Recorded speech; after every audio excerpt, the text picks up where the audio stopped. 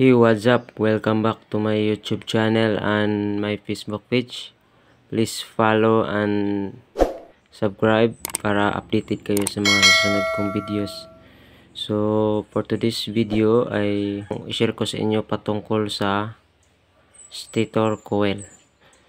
So, bakit nga ba laging sunog ang inyong stator coil? So, kadalasan na masusunog talaga ang stator coil ay hindi magkatugma ang stator at saka regulator. Yan ang kadalasang masisira pag nagpalit kayo ng stator at hindi nyo tinest kung ano yon, full wave ba o half wave. So nagkaganyan, diretso lang kayo ng pagtap pero hindi nyo alam kung ano yon, full wave ba o half wave. So ito nakikita nyo, ito ay sunog na. Sunog na to. Nagtaka ako kasi bago ko palang pumalit ng stator ay bakit nasunog ulit. Kaya yun, nagpalit ako ng regulator, ito regulator rectifier. Hindi ko alam kung ano yon, full wave ba o half wave, kaya kinabit ko. Pagkabit ko ay umagahan ay biglang hindi na umaandar ang motor ko. Kaya tinignan ko yung stator ay nagkaganito na, susunog. Sunog na ang kanyang winding, mga ka-mechanics. So isa sa dahilan din ay pag wala ng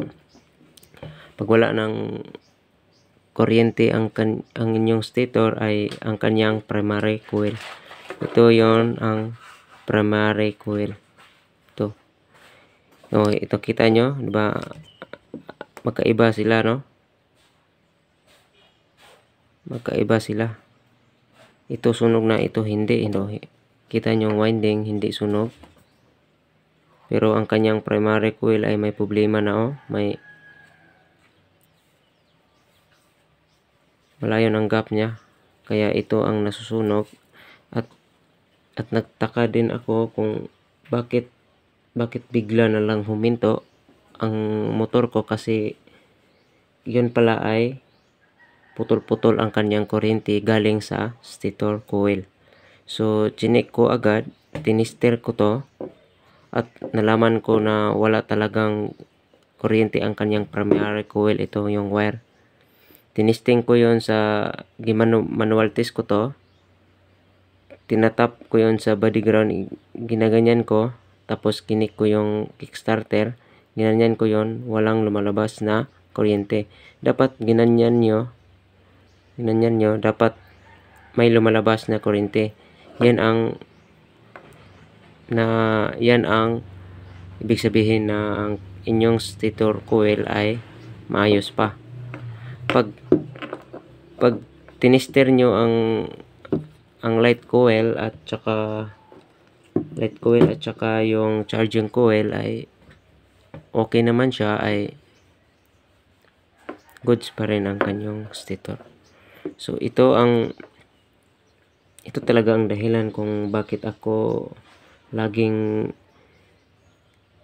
nasisira ang motor ko, dahil hindi nakatugma ang kanyang stator at saka yung rectifier regulator. So palit ako ng regulator, hindi ko naman inalam kung ano yon, kaya nandun nangyari na kanyang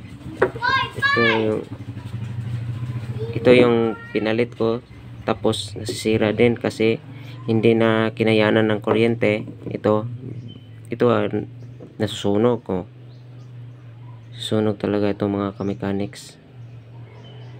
So nagpalit ako, kaya mahal talaga to. Nasa mga 500 plus. Pero 500 plus to sa mga binabaying motor. Pero sa mga detangke ay mahal yon. May iba city, may iba 600. So ayun lang mga kamekanik. So susunod nating topic ay kung paano itis ang regulator rectifier kung sira na. So thank you. God bless.